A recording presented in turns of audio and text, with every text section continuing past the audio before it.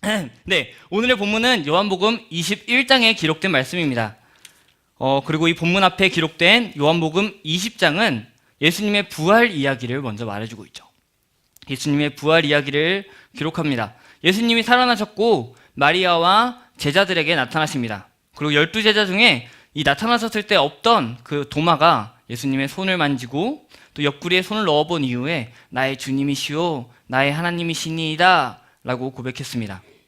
그 이후에 기록된 이 21장은 부활하신 그리스도께서 하늘에 오르신 후에 어떻게 통치하실 것인지 그것들을 미리 보여주는 그러한 장입니다. 그리고 오늘 우리가 읽은 본문 1절에서 14절은 바로 이 예수님께서 하늘에 오르신 후에 어떻게 통치하실런지 상징적으로 보여주는 그 이야기 속의 이야기입니다. 1절에서 배경을 설명합니다.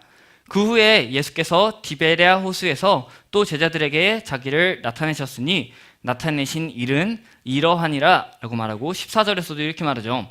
이것은 예수께서 죽은 자 가운데서 살아나신 후에 세 번째로 제자들에게 나타나신 것이라. 오늘의 본문은 예수님께서 부활하신 이후에 다시 살아나신 이후에 세 번째로 제자들에게 나타나신 디베레아 호수 혹은 디베레아 바다, 갈릴리 호수, 갈릴리 바다에서 나타나신 이야기입니다. 예수님이 이제 세 번째로 나타나셨습니다. 첫 번째로는 20장 19절에서 23절에서 나타나시고 또 그 이후에 24절에서 29절에 나타나시고 오늘의 본문의 이야기에서 나타나십니다. 이 요한복음 21장 바로 뒤에 있는 사도행전 1장에서 이렇게 말합니다. 1장 3절에서 이렇게 말했습니다. 그가 고난 받으신 후에 또한 그들에게 제자들에게 사도들에게 확실한 많은 증거로 친히 살아계심을 나타내사 40일 동안 그들에게 보이시며 하나님 나라의 일을 말씀하시니라 라고 말했습니다. 예수님께서는 부활하신 이후에 제자들에게 자기를 나타내심으로 죽은 자 가운데서 살아나신 것을 믿게 하셨습니다. 한 번이 아니라 세 번을 보여주시면서 당신의 부활하심이 확실한 것임을 제자들에게 알게 하신 겁니다. 이야기는 이렇게 시작합니다. 이제 1절과 14절에서 예수님께서 제자들에게 나타나셨다는 것을 말한 후에 2절부터 이야기는 이렇게 시작합니다. 예수님의 제자들 중에 7명이 디베레아 호수에 모여 있습니다. 여기 있는 이 디베레아 호수는 갈릴리 호수가 이렇게 있으면은 이쪽 서쪽에 디베레아라고 있습니다. 그쪽이고 그리고 그곳은 예수님과 제자들에게는 친숙한 곳입니다. 누가 갔는지 먼저 보겠습니다. 그곳에는 시몬 베드로와 디두모라 하는 도마와 갈릴리 가나 사람 나다나엘과 세베대의 아들들 야고보 요한과 또 다른 제자 둘이 함께 갔습니다. 시몬 베드로는 이 제자들 무리의 비공식적인 대장이죠. 그래서 그 대장으로서 예수님께 대해서 위대한 신앙 고백을 했던 사람입니다. 그래서 주는 그리스도시요 살아계신 하나님의 아들이십니다 라고 고백했던 사람이고, 도마는 바로 이 앞에 있는 9절 20장에 나의 주님 나의 하나님 이라고 예수님께 신앙 고백을 했으며, 나다나엘은 요한복음 1장에 당신은 하나님의 아들이시오 당신은 이스라엘의 임금이로소이다 라고 고백했습니다. 또한 이름이 등장하지 않는 세베대의 아들들 야고보와 요한 그리고 또 다른 제자 둘이 함께 갔습니다. 그들은 왜 갔을까요? 왜 디베레아 호수에 지금 가 있는 걸까요? 아마 예수님께서 그곳으로 가시겠다고 말씀하셨기 때문에 간 것으로 보입니다. 예수님께서는 십자가에 못 박혀 죽으시기 이전에 이렇게 말씀하셨습니다. 내가 살아난 뒤에 너희보다 먼저 갈릴리로 갈 것이다 라고 말씀하셨고, 그 무덤에 찾아간 사람들에게 나타나서 한 청년으로 나타난 그 사람이 예수께서 너희보다 먼저 갈릴리로 가시나니 전에 너희에게 말씀하신 대로 너희가 거기서 배우리라 하라 라고 말한 그 말씀에 따라서 제자들은 예수님께서 그리로 오시리라는 믿음을 또한 기대를 가지고 간 것으로 보입니다. 그렇게 간 제자들의 비공식적인 대장인 베드로, 그 베드로가 3절에서 이렇게 말합니다. 나는 물고기를 잡으러 가겠다 라고 말합니다.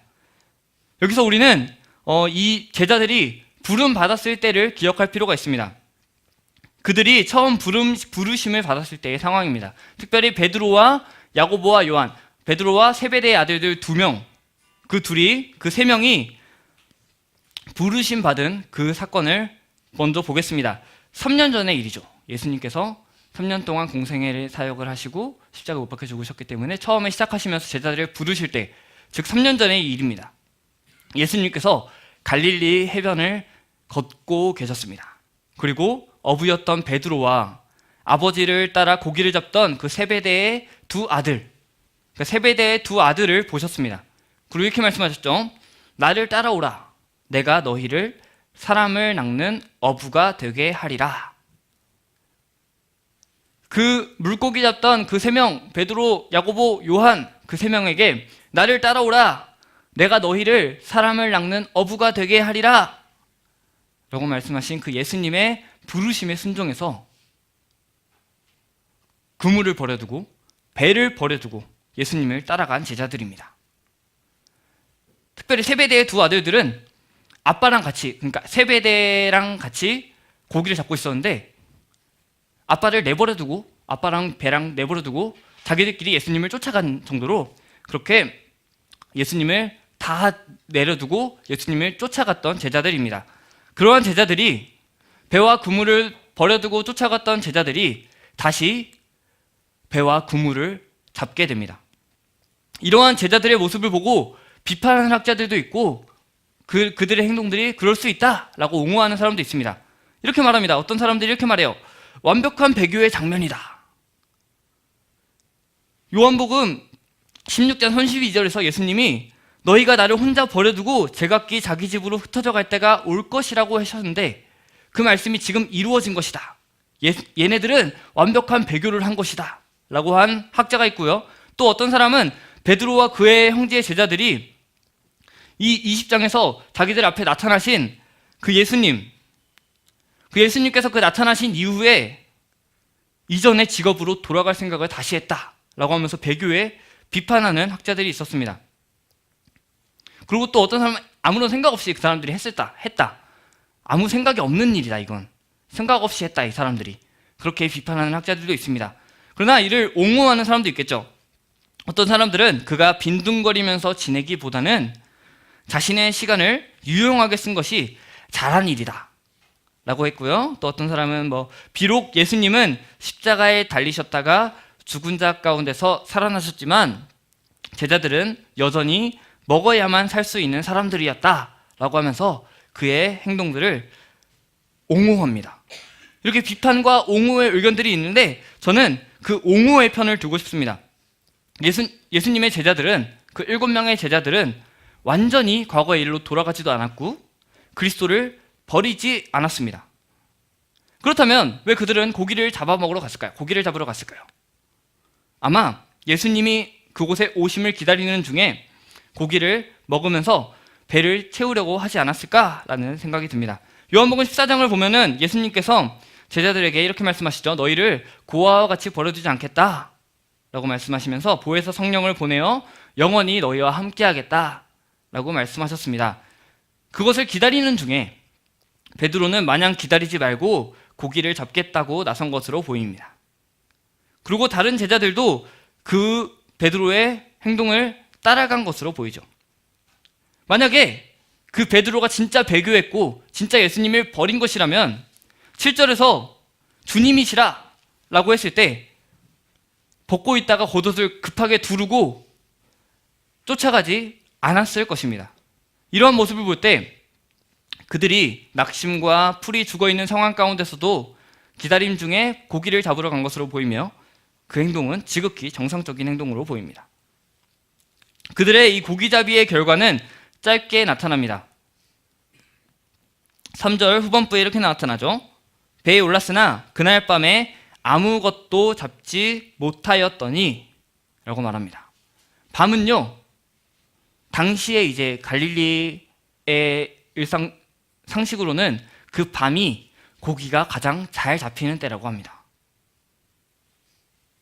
그래서 그들은 그 밤에 당연히 잘 잡았어야 됩니다. 잘 잡았어야 하는 그 밤에 그들은 아무것도 잡지 못했습니다. 이것은 그들은 물론이고 당시에 누군가가 그들이 고기를 잡으러 간다, 지금 고기를 잡으러 가고 밤까지 있는다, 밤새 있는다 했을 때 당연히 쟤네가 그 밤에 고기를 잘 잡겠구나 라고 할 수 있는 그 예상을 뒤엎는 결과로 나타난 것입니다. 그들은 실패할 수가 없었습니다. 왜냐하면 베드로와 야고보와 요한은 본래 고기를 잡던 이들이죠.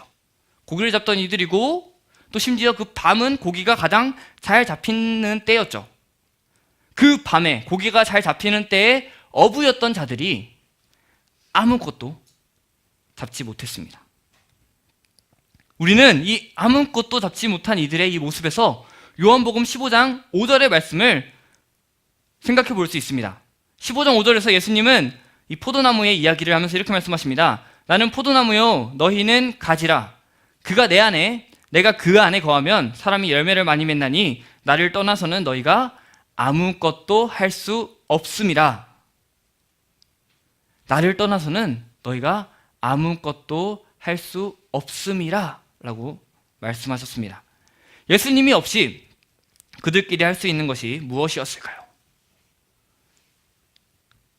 그들이 어부 출신이고 고기가 가장 잘 잡히는 밤일지라도 예수님이 없을 때 아무것도 할 수 없음을, 아무런 결과도 소득도 얻을 수 없었음을 우리는 보게 됩니다.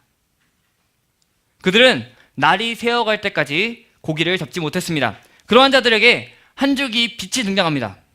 바로 예수님이십니다. 날이 새어갈 때 그 새벽에 예수님께서 바닷가에 서셨습니다. 그러나 제자들은 예수님이신지를 못 알아봤죠. 잘 안 보여서 그럴 수도 있고 부활의 몸을 입으셨기 때문에 못 알아봤을 수도 있겠습니다. 아무튼 예수님이신 줄 알지 못했습니다. 그러한 제자들에게 예수님께서 물으십니다. 얘들아 너희가 아무것도 잡지 못했지? 라고 물으십니다. 예수님은 그들에게 실패에 대한 인정을 받아내시는 질문을 던집니다. 그들이 실패한 것을 인정하게끔 하는 질문입니다. 너희가 아무것도 잡지 못했지? 자신 스스로의 실패를 인정해야, 내가 스스로 무언가를 할 때 그것의 실패를 인정해야 내가 아무것도 할 수 없고 예수님께서 일하셔서 그것을 해낼 수 있음의 여지가 있기 때문입니다. 그리고 제자들은 없나이다, 자신들의 실패를 인정하죠. 그러한 제자들을 향해서 예수님이 말씀하십니다. 그물을 배 오른편에 던지라. 그리하면 잡으리라 라고 말씀하셨습니다. 제자들은 그 말씀을 따라서 배 오른편에 그물을 던집니다. 그 결과가 굉장히 놀랍습니다. 6절 후반부를 보니까 이렇게 말합니다. 물고기가 많아서 그물을 들 수가 없더라 라고 말했고, 11절 후반부를 보니까 가득히 찬 큰 물고기가 153마리라 이같이 많으나 그물이 찢어지지 아니하였더라 라고 말하고 있습니다. 제자들끼리는 어부 출신이고 그 밤에 고기를 잡으러 간 그들끼리는 밤새 한 마리도 잡지 못했습니다. 그런데 예수님의 말씀에 따라 했더니 153마리나 잡았다고 합니다. 그만큼 풍성한 열매를 맺었다고 볼 수 있습니다.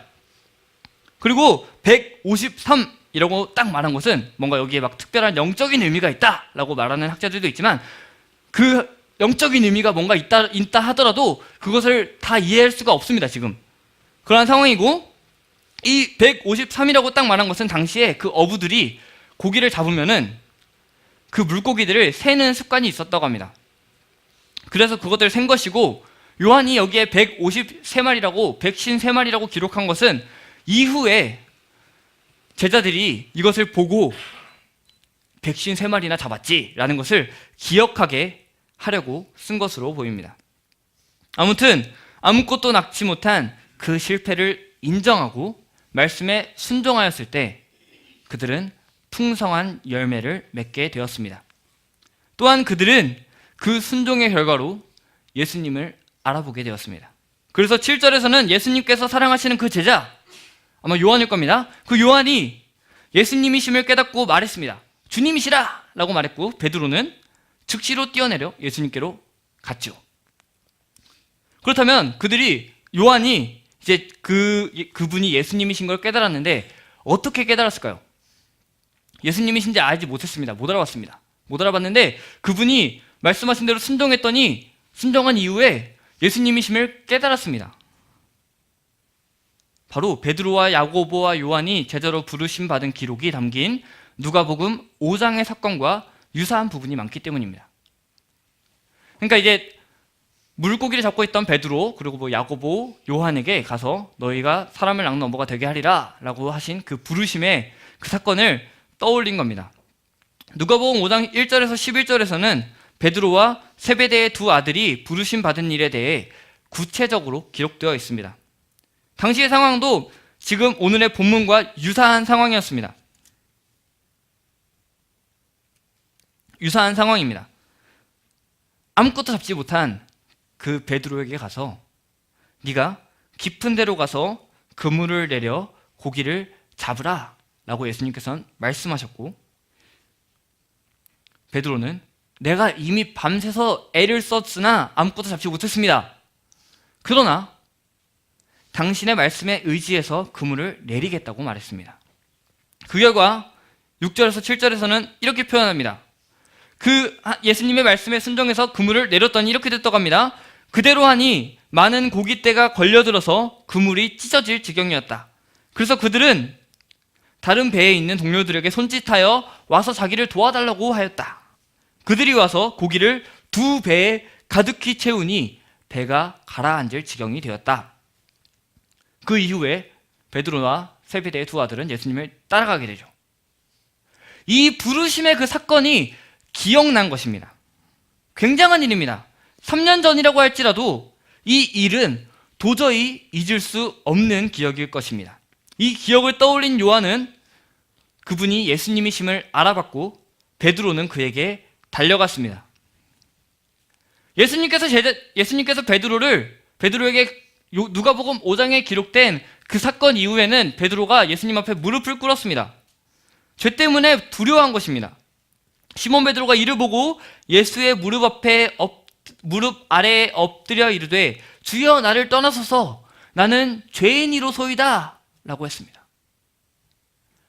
그러한 베드로가 이제는 자기의 죄가 용서받은 것을 알았고 많이 용서받았기에 예수님을 많이 사랑하고 그 예수님께 즉시로 따라갈 수 있게 되었습니다. 그래서 오늘 본문에서 예수님께 사랑하시는 제자 요한이 베드로에게 주님이시라 하니 시몬 베드로가 바로 바다에 뛰어내리고 예수님께로 달려간 겁니다. 이 실패와 성공의 이야기를 통해서 하나님께서는 우리에게 무엇을 요구하실까요? 우리의 그 구원과 마찬가지로 삶의 회복은, 삶의 역전은 바로 나의 실패를 인정하는 것에서 시작한다는 것입니다. 여기에 있는 7명의 제자들이 상황 역전에 성공한 그 시작은 자신들의 실패를 인정한 것입니다. 구원에 있어서 우리는 아무것도 할 수 없음을 고백해야 합니다. 우리의 무언가 행위로는, 우리의 의로는 우리는 의롭지 않아서 아무것도 할 수 없다. 우리는 우리의 구원을 이룰 수 없다라는 상황을 인정할 때 예수님의 그 구원하심을 누리게 되죠. 그런 것처럼 우리의 이 상황의 역전도 내가 지금 이 상황에서 어려움을 겪지만 이 상황을 내가 어떻게 할 수가 없습니다. 나는 실패했습니다. 라는 것을 인정할 때 삶의 회복으로 이어지는 것입니다.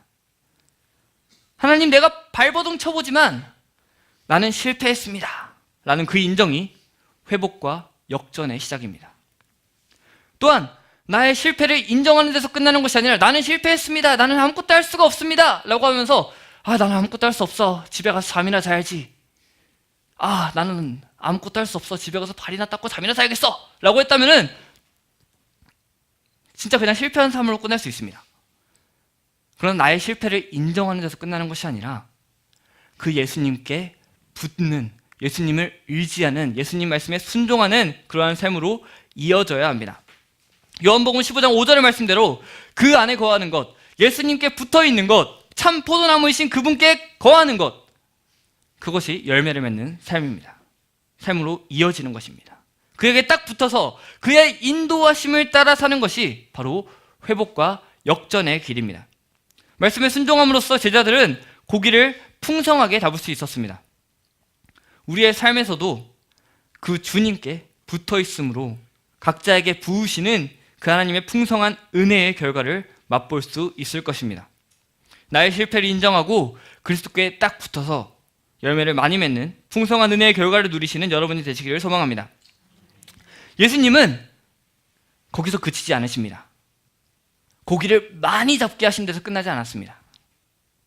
그들의 상황을 회복시키시고 그들의 상황을 역전시키신 그 예수님께서 그 제자들을 위해 식사를 준비하셨습니다. 제자들이 육지에 올라와 보니 숯불이 있는데 그 숯불에 생선과 떡이 놓여 있었습니다. 그 생선과 떡이 어디서 난 건지는 기록되어 있지 않습니다. 성경이 침묵하는 부분은 넘어가고 있습니다. 예수님께서 어떻게 싹 물고기, 생선 이렇게 했을 수도 있겠습니다. 네, 예수님은 충분히 그럴 수 있는 분이죠. 근데 아무튼 예수님께서 그 제자들을 위해서 아침밥을 준비해 주셨습니다. 그리고 그들에게 너희가 지금 잡은 그 생선들을 좀 가져와라 라고 말합니다. 지금 있는 그 생선들이 부족해서가 아닐 겁니다. 생선들이 부족해서 가져오라고 했을 수도 있겠지만 예수님께서 그들에게 그 생선을 좀 가져와라 라고 하신 것은 아마도 그 양이, 그들이 잡은 그 물고기의 양이 얼마나 풍성한지 그들이 알게 하려고 하신 것으로 보입니다. 우리는 제자들에게 물고기와 떡을 구워서 아침밥을 먹이시는 그 예수님의 모습을 통해서 예수님께서 섬기시는 분이심을 우리는 보게 됩니다. 이 섬김의 모습이 요한복음 13장에도 기록되어 있습니다. 이제 당신의 죽으심의 때가 이루신 줄 아시고 십자가에 못 박혀 죽으실 때가 이르신 줄 아셨습니다. 그리고 나서 자기 사람들을 끝까지 사랑하신다는 말과 함께 제자들의 발을 씻기시는 이야기가 등장합니다. 우리 예수님은 이렇게 제자들의 발을 씻기시기까지 섬기시는 분이십니다. 이처럼 예수님은 섬기심으로, 섬김의 자세로, 섬김의 마음으로, 섬김의 모습을 당신의 제자들을 위해서 아침 식사를 준비하심으로 보여주십니다. 3절에서 이제 예수님을 기다리면서 먹을 것을 찾아 나섰던 그 제자들.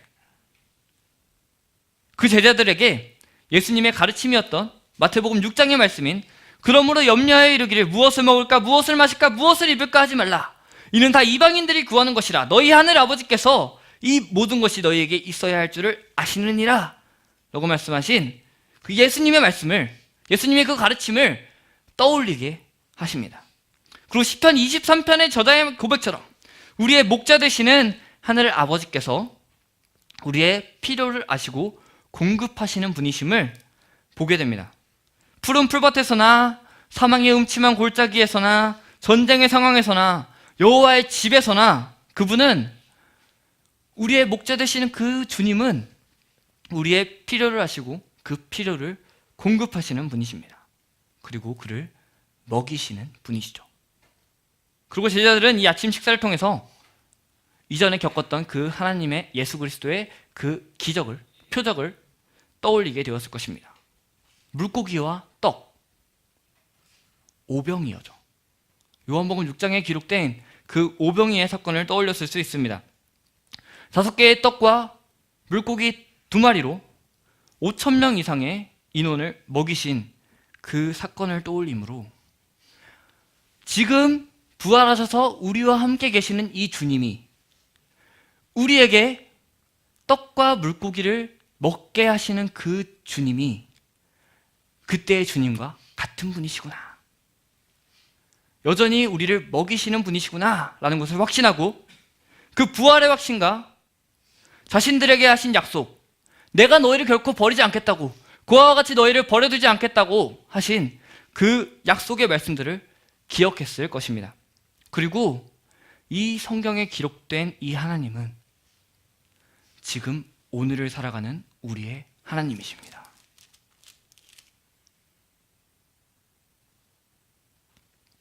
말씀을 마칩니다. 주님은 약속대로 갈릴리로 가시고 그들을 고기잡이에 성공하게 하셨습니다.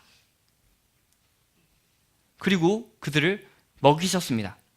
이 일을 통해서 예수님은 그들이 제자로의 부르심을 기억하게 합니다. 제자로의 부르심을 기억하게 하고 당신이 보여주신, 예수님께서 보여주신 그 위대한 사건을 기억나게 하셨습니다. 그리고 그리하여 부활과 하늘로 오르심 이후에도 그 예수님을 따를 힘을 더하셨습니다.